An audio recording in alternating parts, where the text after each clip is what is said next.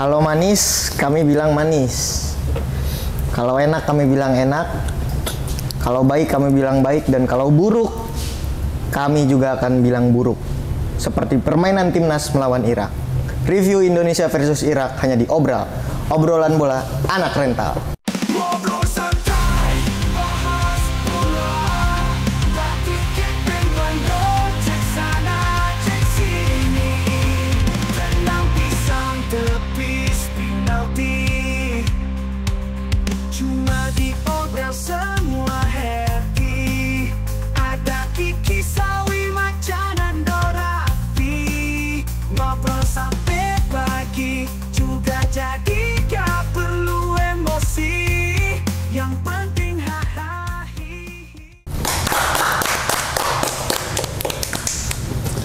Sepakat ya? Sepakat ya? Sepakat. Kali ini agak sedikit berbeda, kita berlima ini langsung full squad. Karena semuanya pengen menumpahkan tidak tahan, semuanya ingin menumpahkan isi hatinya. Oke, kalau gitu kita perkenalan dulu kali ya? Boleh. Perkenalkan, nama saya adalah Rizky. Saya playmaker yang memimpin jalannya acara kesayangan kalian ini. Sebelah gua Maca, pemain tengah ini, berarti pemain tengah di tengah. Nama gue Alwi, pemain pinggir. Pinggir ya. Sana siapa sana? Tom Raffi, pengganti Tom Hai. Oh, pengganti Tom Hai. Karena dia doang yang bagus. Oh, dia doang yang bagus ya. Sini terakhir. Nama gua Nando, tapi nggak blunder. Masuk. Nggak pakai R ya dong. Nando R. Jadi Nando R kan? Ngapain em?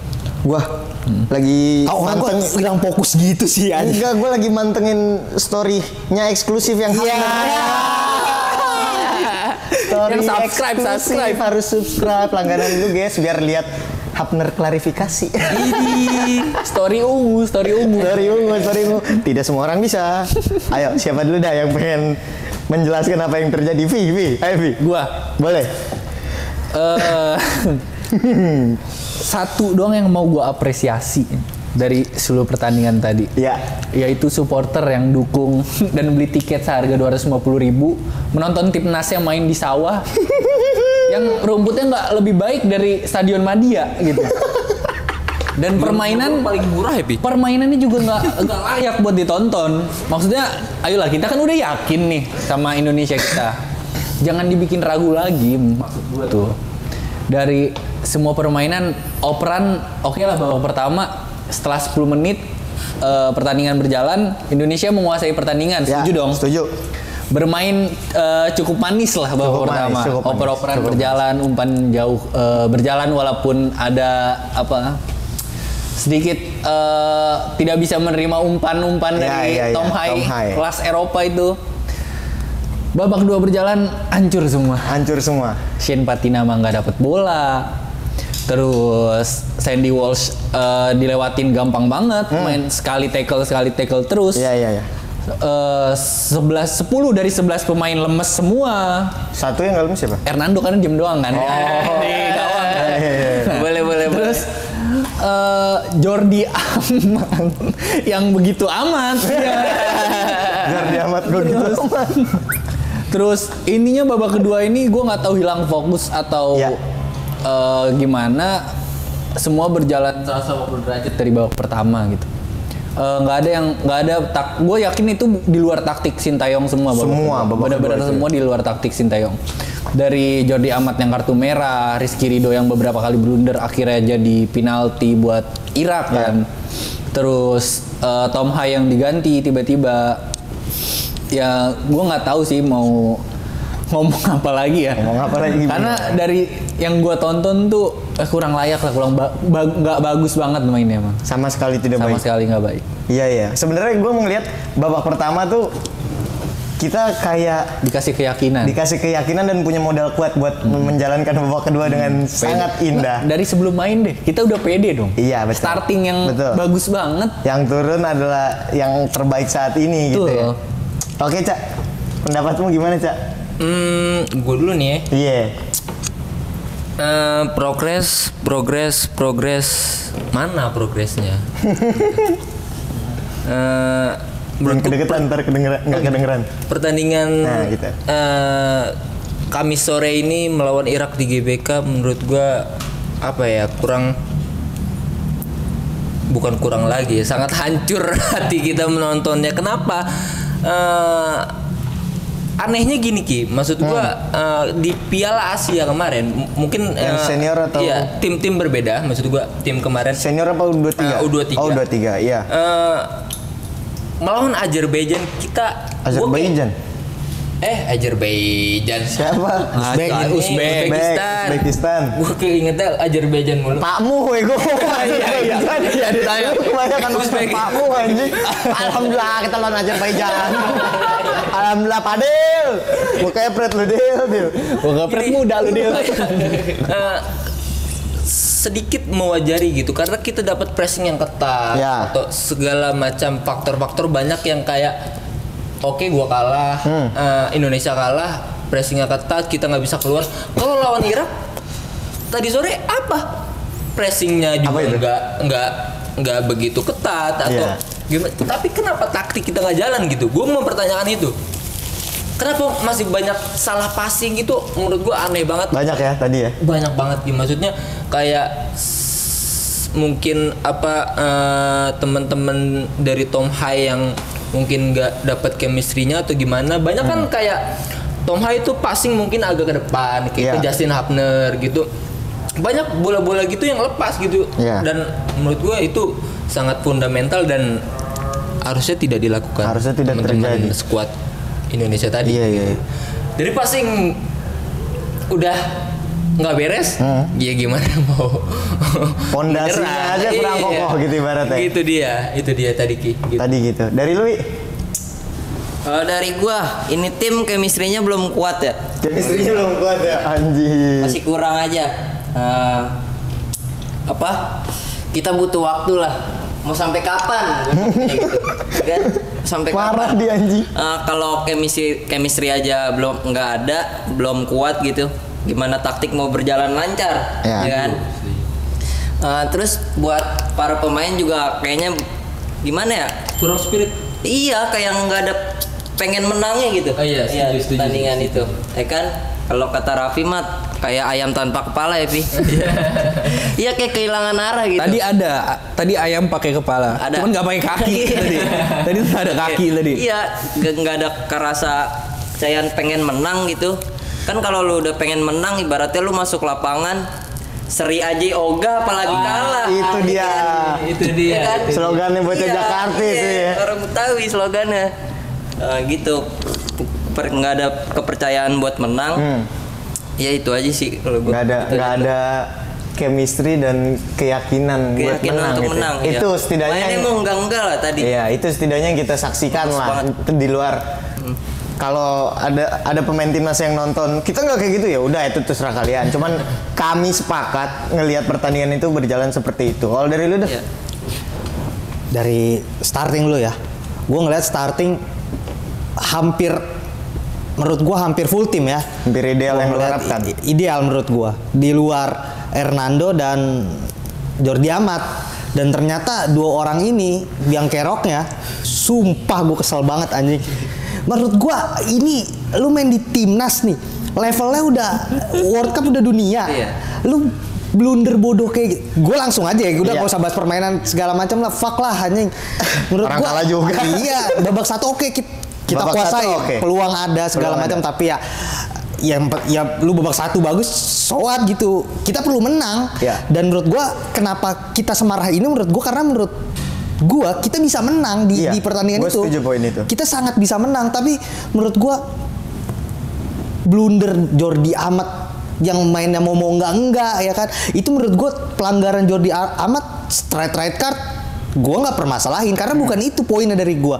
Poinnya adalah lu pemain veteran, pemain yang katanya udah main di sana di sini, udah ngelawan CR, udah ngelawan Ronaldo dan lain-lain, pengambilan keputusan lu kayak gitu ya kan, ngambil sekali lu, orang terakhir ngambil sekali tuh. Kita lihat Barcelona aja sekelas Barcelona Araujo kayak gitu dihukum kalah kan, apalagi kita yang levelnya maksud gua masih di bawah membangun gitu ya, masih di bawah Barcelona kan. Itu satu poin.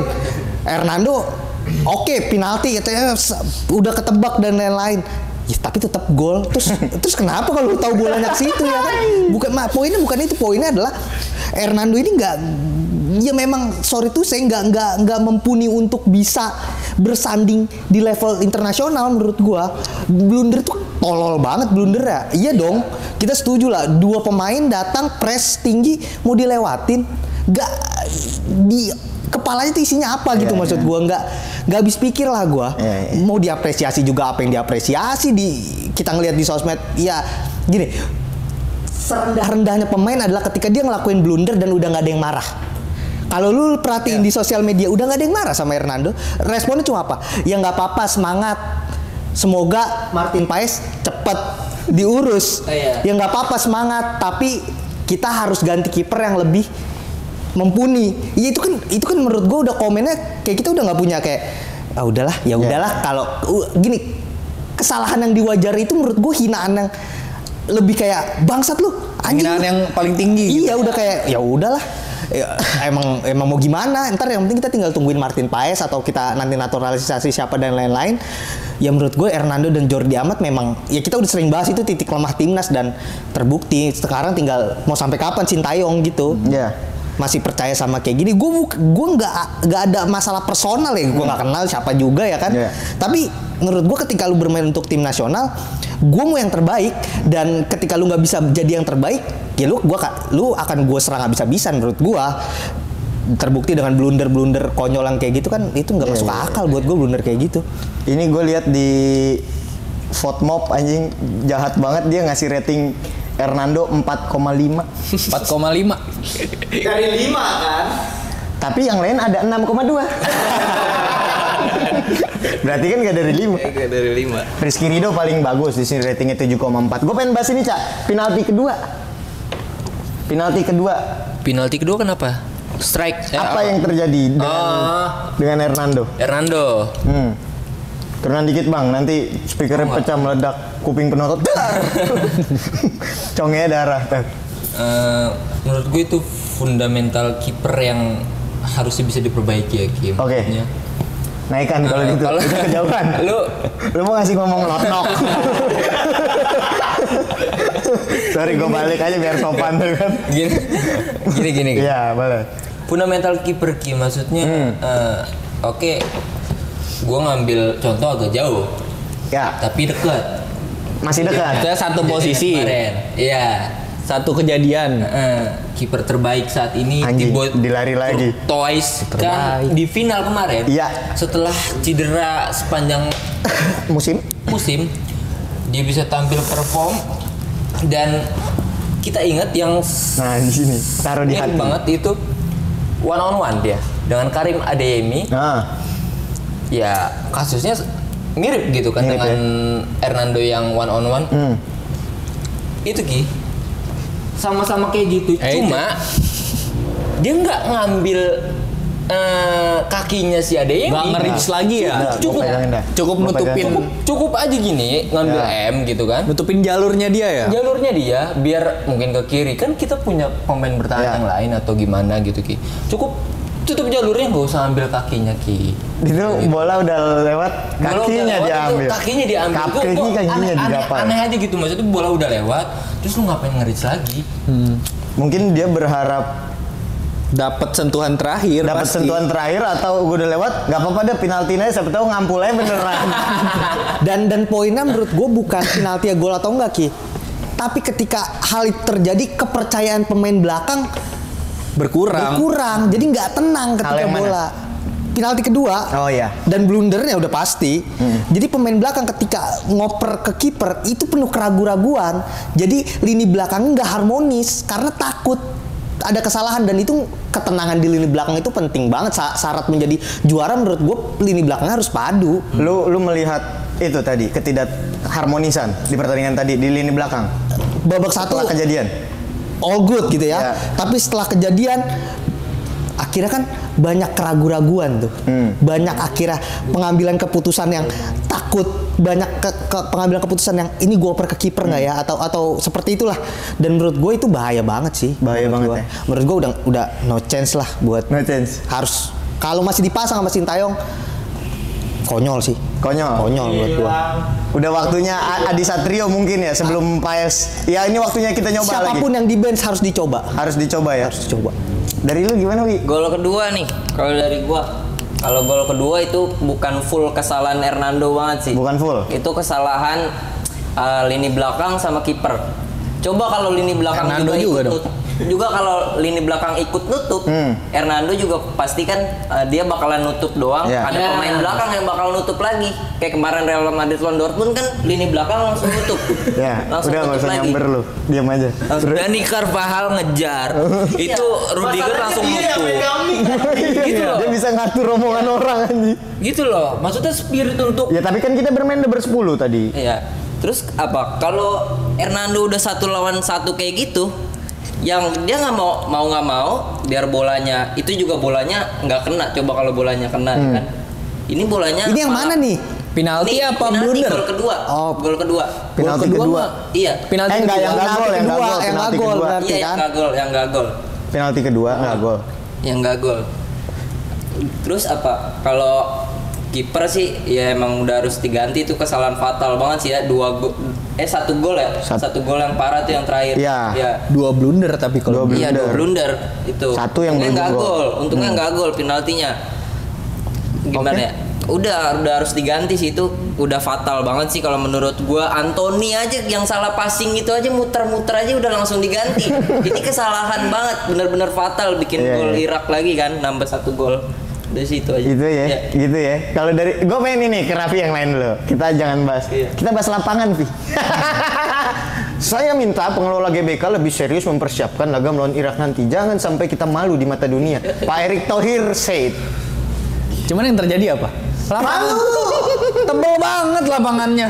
Kenapa? Nggak tahu gua. Jadi yang gua tahu ya, GBK ini 2 minggu lalu tuh dipakai konser sama NCT. NCT. Ya. Emang kenapa NCT? Nggak apa-apa, bagus. Nah terus Emang kenapa Korea Selatan? Gue mau membandingkan sama Madia yang Iya. dipakai konser juga oleh Avenged Sevenfold. Oke, Avenged. Ya, Avenged Sevenfold ya.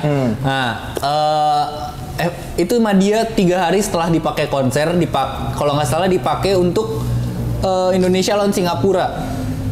Indonesia Apa lawan itu? Singapura yang Women's. Oh, iya. Yang menang 5-1 ya? Lapangan masih enak dilihat dari layar kaca, dan lawan Tanzania juga lapangan masih oke kan di Madia Iya, tuh. iya, Masih oke kan? iya. Tapi Lawan Tanzania. iya. Ya Kemarin itu uji coba hari Minggu. Oh, yang kemarin. Iya, iya, oke, oke. Terus lanjut. kenapa apa ya? Stadion utamanya malah stadion utama loh, malah lebih jelek daripada ini stadion kedua lah di kompleks itu kan. Iya. Rumput yang tebal, dan gua lihat instruktur yang ngecek lapangannya tuh masuk ke lapangan menggunakan sepatu yang sepatu running, sepatu lu jalan aja gitu. Maksud gua itu Instruktur lapangan. Iya, iya. yang inspektur sorry. Inspektur ya? Bukan instruktur yang Oh, ngecek instruktur lebih rumput. ke senam ya. Iya. 1, 2, 3, terus Yang ngecek malah gak ngerti gitu persyaratan untuk nginjek rumput tuh, dia malah nginjek dengan sepatu biasa aja gitu. Maksud gua, lu kalau mau tetap adain konser dan juga pertandingan sepak bola, menurut gua salah satu harus ada yang ngalah. Entah itu sepak bola yang dipindah ke stadion lain atau konser yang dipindah ke venue lain. Nggak bisa lu digabungin gitu terus mau. dengan waktu yang mepet gitu Iya, ya. kecuali lu Real Madrid gitu yang stadionnya bisa berlapis-lapis. Yang Ditutup punya- rumputnya iya. ya. Karena kan kita harus Udah siap gitu. perawatan lagi. Iya, gua ngeliat rumputnya kayak pemain aja berat banget. Iya, tapi Napak, memang. muter balik badan, bola yang masih mantul-mantul. Menurut gua kenapa lu nggak main di Merpati aja gitu, sama aja. Depok Cuman- ya. Iya, cuman beda akses doang gitu. Tapi iya sih, gue melihat mungkin ya faktor yang tadi dibilang pemain Lapangannya pitak-pitak loh iya, masalahnya. pemain yang nggak semangat, pemain nggak apa, mungkin geraknya jadi kelihatan lebih berat gitu, Cak. Karena ya lapangan itu sendiri gitu, makanya gue mengherankan kan kita ada banyak lah stadion yang mumpuni. Surabaya bagus tuh. Gebet Bung Tomo. Gelora Bung Tomo ya? Iya, tapi itu setahu gua secara infrastrukturnya jelek, lapangan aja deh yang bagus. Maksudnya belum direnov kali ya buat GBLA baru lagi renov. JIS. Kenapa nggak mau di JIS sih emang? Ya maksud gua kalau lu udah nggak ada parkirnya susah. Parkirnya susah. Udah mengeluarkan tiket dengan harga segitu ya lu harus ngasih yang terbaik. Ya, maupun dari segi keamanan, lapangan, apapun itu ya lu harus ngasih terbaik. Cuman yang gua lihat sih nggak kayak gitu. Termasuk permainan. Permainan ya termasuk banget gitu, Bang. Permainan. Gue pengen menyoroti ini gol pertama Hapner ulahnya.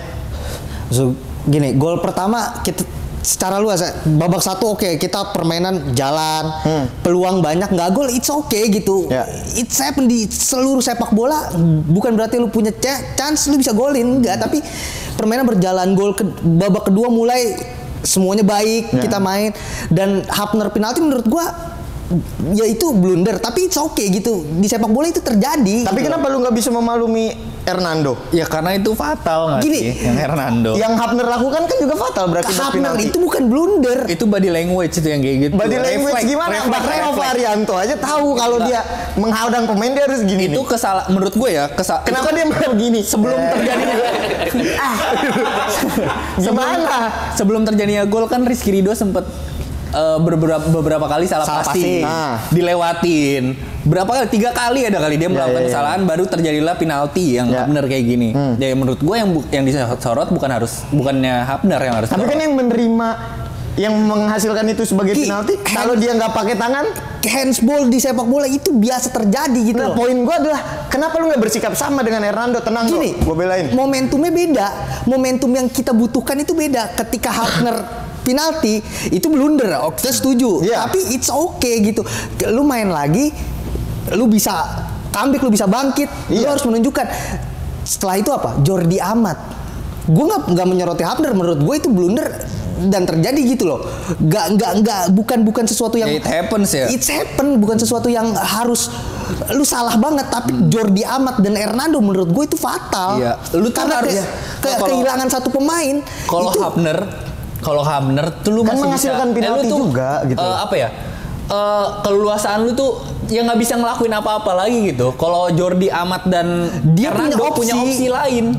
Loh, gue bingung. Kalau lu bilang Hapner nggak bisa melakukan apa-apa lagi, gimana maksudnya? Kan itu kan niat dia tahu, tangan nggak boleh main. Itu niat dia kan, sama posisi tangan aja kan sebenarnya. Ya itu pasti ada intensi dari dia dengan, refleks sengaja pasti. Enggak dong, kalau sengaja enggak. Kalau sengaja enggak. Terus kenapa dia naruh tangan di sini untuk nyundul menurut gitu loh? Momentumnya yang berbeda, Ki. Ketika Hapner melakukan itu blunder, oke kan? Setuju dong kita. Iya, dan maksud gue lu berdua harus bersikap sama dong dengan apa yang dilakukan Hernando dan Jordi Amat. Kalau lu permisif terhadap apa yang dilakukan oleh Hapner, menurut gua harusnya itu berlaku sama. Momentum yang berbeda menurut gua. Kalau bicara momentum, gua potong lagi. Harusnya lini depan kita juga harus dikritisi dengan hal yang sama karena ada peluang. Gitu loh. Sempati nama dapat peluang malah ngoper lagi ke tengah. Gitu loh.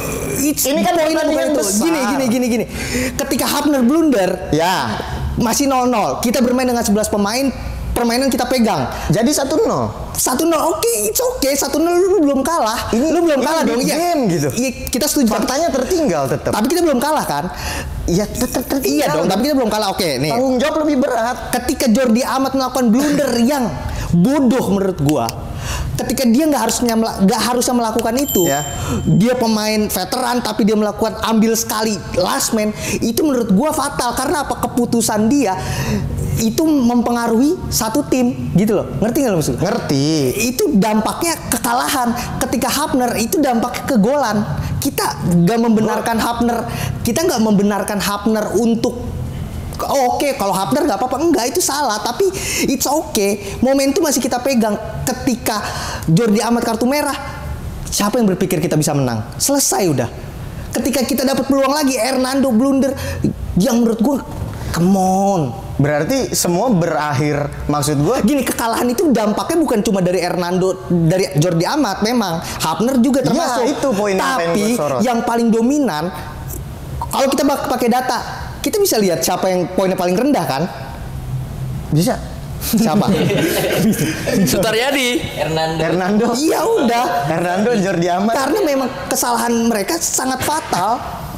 Kalau untuk kalah salah nggak bisa 1-2 pemain jadiin kekalahan, tapi yang fatal Jordi Amat dan Hernando menurut gua. Tapi kan itu lu menjadikan tameng kalau gitu loh. yang gue lihat ya, kesalahan Hapner itu mengubah skor. Kalau kesalahan Jordi Amat dan Hernando itu mengubah pertandingan. Mengubah pertandingan yang ya ujung-ujung kills the game kan. Kill the momentum Ya.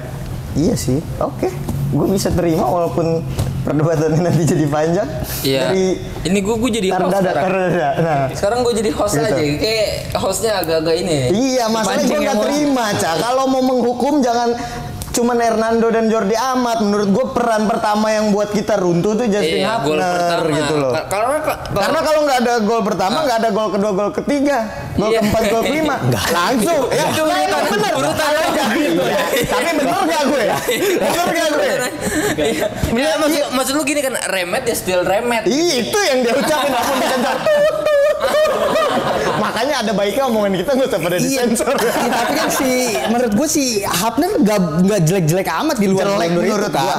Jelek menurut. Kalau dirata-ratain pengambilan keputusannya tuh, lu sebagai orang terakhir, dia sering banget ngambil cuman sekali doh. Loh, kalau kita ngomong secara overall, Rizky Ridho lebih jelek daripada Hapner tadi game. Semuanya jelek. Rizky Ridho nggak lebih jelek. Rizky Ridho, Rizky Ridho kita bicara statistik bro. Yang kita kenal aja. Kita punya data 7,4 pemain terbaik. Gila, semuanya jelek menurut gua. Ini beda kesialan aja Rizky Ridho dan Hapner ini. Rizky Ridho bermain jelek, Hapner pun begitu bermain jelek. Iya. Gua tuh bukan ngebela permainan Hapner, bukan ngebela momen itu gua aja. Sepakat kalau kalian bilang Jordi Amat dan Hernando itu melakukan kesalahan yang buruk gitu. Maksud gua ya lu omongkan itu juga kepada Hapner dong, biar kita fair. Handball itu bukan suatu kesengajaan dong.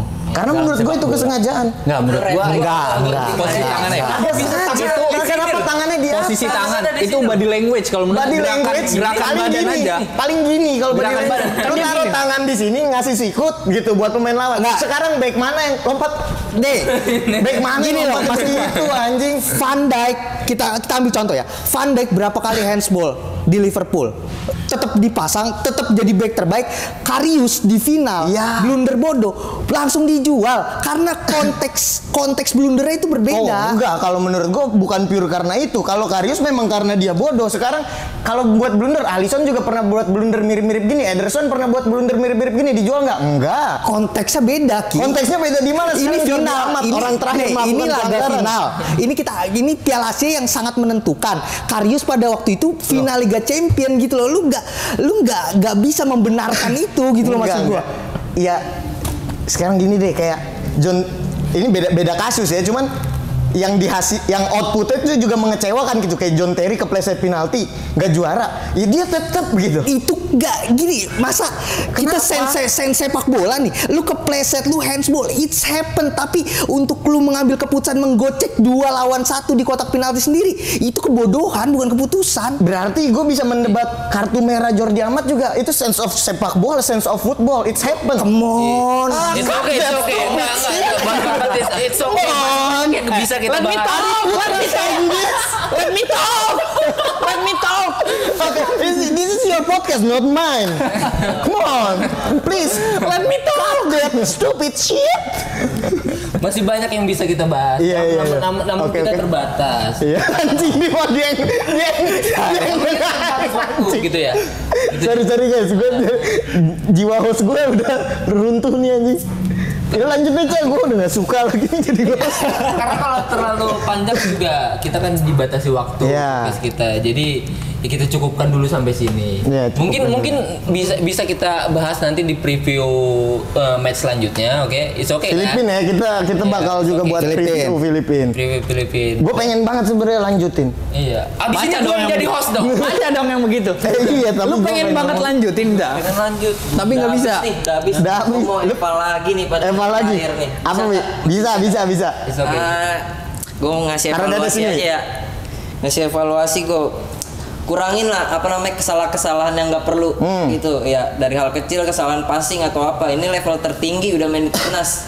Ya. Sebaiknya pemain-pemain yang kayak gitu salah passing lah. Bukan antar RW lagi iya, ya. Udah bukan antar RW lagi. Setiap pemain harus punya kepercayaan diri yang full. Ya. Terus sama jangan ngebuang-buang peluang lah. Jangan ngebuang-buang peluang. Depan gawang syutingnya langsung, gak usah passing-passing lagi. Malah tadi harusnya passing. Iya. Langsung udah syuting aja terus sama terakhir syuting passing. Benerin rumput GBK lah. Ya. Penonton lu apa udah bayar tiket mahal. Iya, tiket bayar mahal-mahal. Tampilin lah yang terbaik ya. 250.000 ya? Paling murah. Lapangannya rumputnya 11-12 kayak Liga Tarkam. Sedih banget sih. Iya. Maksudnya tampilin yang terbaik lah. Oke, semuanya ya kita masih mau lanjut cuma gue nggak bisa. Lu emang mau kemana Cak? Lu jadi host anjing. Emang lu mau kemana Cak? Deketan. Gue pemain tengah. Oh iya pemain tengah. Lu mau ngapain emang? Gue pengen cewek dan baju pintek. Pintek. Di mana, di Raya Bogor apa ya kalau nggak salah? Di TC Rawamang. Oh, di TC Rawamang. Jauh sekali. Oke. Buat teman-teman semua jangan lupa support kita gitu. Di like, subscribe dan ini yang nggak pernah diramaikan kolom komentar gitu kalau kalian punya pendapat masing-masing. Ya, apapun pendapat kalian lah. Kalau hujatan kita juga bakal ngerespon. Lewe. Nanti biar kita lanjut diskusi di Emot Justin Hapner ya kan kayak gini sekarang. Emang iya? Iya, emot Justin Hapner.